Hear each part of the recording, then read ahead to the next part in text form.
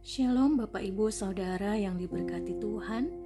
Selamat pagi, selamat berjumpa kembali dalam renungan firman Tuhan hari ini, hari Jumat 12 Desember 2025. Semoga kita semua ada dalam keadaan yang baik dan kita boleh sama-sama merenungkan firman Tuhan pagi ini.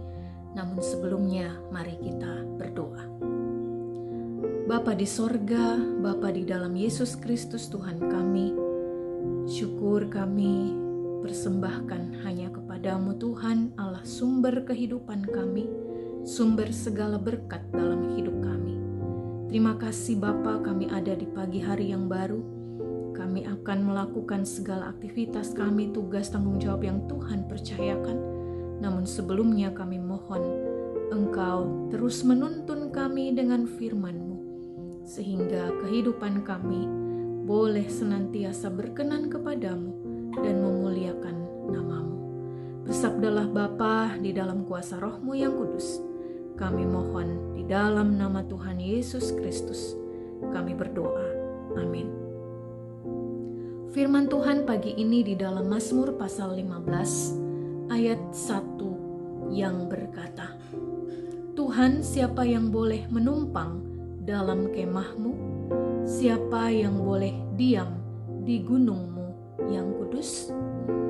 Ayat yang kedua, yaitu Dia yang berlaku tidak bercela, yang melakukan apa yang adil, dan yang mengatakan kebenaran dengan segenap hatinya. Bapak Ibu Saudara, di akhir-akhir tahun seperti ini, biasanya banyak promo atau diskon di pusat-pusat perbelanjaan, dan biasanya untuk promo tertentu ada syarat dan ketentuan yang berlaku.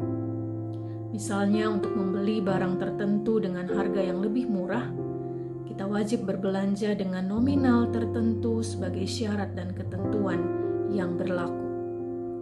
Bagaimana halnya jika kita berbicara tentang siapa yang boleh datang kepada Tuhan?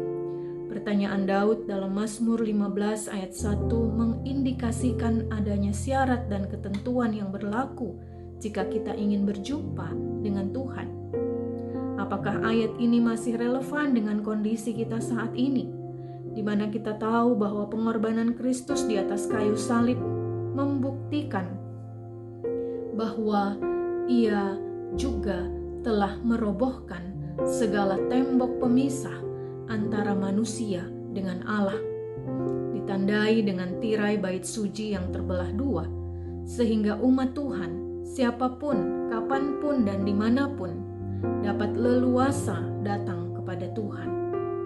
Pertanyaan Daud ini terjawab ketika kita membaca ayat 2 hingga ayat yang kelima, di mana Daud menyebutkan berbagai dosa yang tentu harus disingkirkan dari kehidupan umat Tuhan yang beribadah kepada Tuhan. Maka saya menemukan dua makna dalam Mazmur ini. Yang pertama, kita tidak dapat sembarangan datang kepada Tuhan dalam ibadah-ibadah kita, sebab Tuhan menghendaki kita menyembahnya dalam roh dan kebenaran. Kita dapat membaca di dalam Yohanes pasal 4 ayat 24. Maka benarlah apa yang disampaikan Daud dalam Mazmur ini, bahwa orang yang datang kepada Tuhan, orang yang beribadah kepada Tuhan, sepatutnya menjaga dirinya dengan berlaku tidak bercela. Tuhan Yesus juga berkata dalam Injil Matius pasal 5 ayat 23 dan 24. Sebab itu jika engkau mempersembahkan persembahanmu di atas mezbah, dan engkau teringat akan sesuatu yang ada dalam hati saudaramu terhadap engkau, tinggalkanlah persembahanmu di depan mezbah itu, dan pergilah berdamai dahulu dengan saudaramu, lalu kembali untuk mempersembahkan persembahanmu itu. Makna yang kedua, ibadah kepada Tuhan bukan hanya semacam rutinitas keagamaan yang kosong, hanya kebiasaan dan tradisi, tetapi ibadah yang benar adalah ibadah yang terwujud dalam keseharian, sehingga relasi baik kita bukan hanya dengan Tuhan, tetapi juga dengan sesama.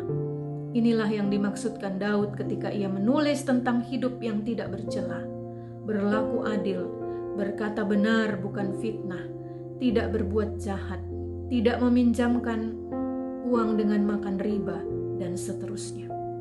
Menarik bahwa di ayat terakhir Daud mengatakan, siapa yang berlaku demikian tidak akan goyah selama-lamanya.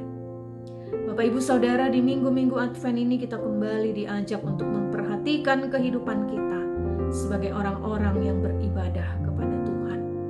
Sesungguhnya kita tidak dapat beribadah kepada Tuhan jika hidup kita masih dikuasai dosa. Kristus telah mati demi menebus dosa-dosa kita. Maka dosa seharusnya tidak berkuasa atas kita, melainkan kitalah yang berkuasa atas dosa. Roma pasal 6 ayat 11. Demikianlah hendaknya kamu memandangnya, bahwa kamu telah mati bagi dosa, tetapi kamu hidup bagi Allah dalam Kristus Yesus. Mari kita berdoa.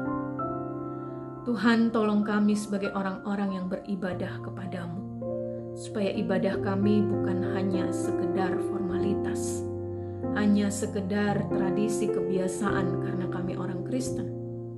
Ibadah-ibadah kami bukan hanya rutinitas yang kosong tanpa makna, tetapi ibadah-ibadah kami mewujud nyata dalam kehidupan kami dengan sesama, sehingga Engkau dimuliakan bukan hanya ketika kami ada di gereja, tetapi Engkau pun selalu dimuliakan dalam keseharian kami, dimanapun kami berada, di tempat pekerjaan kami, di lingkungan sekolah atau tempat studi kami, di rumah, di dalam kehidupan bermasyarakat, di mana kami ada, di dalam persekutuan kami, di dalam komunitas kami, di dalam lingkungan pergaulan kami, dimanapun ya Tuhan, Engkau dipermuliakan.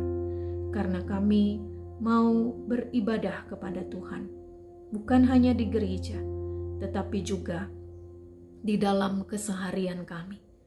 Terima kasih Tuhan Yesus. Berkati kami dengan firman-Mu hari ini. Biarlah kami terus diteguhkan untuk menjadi semakin serupa dengan Engkau.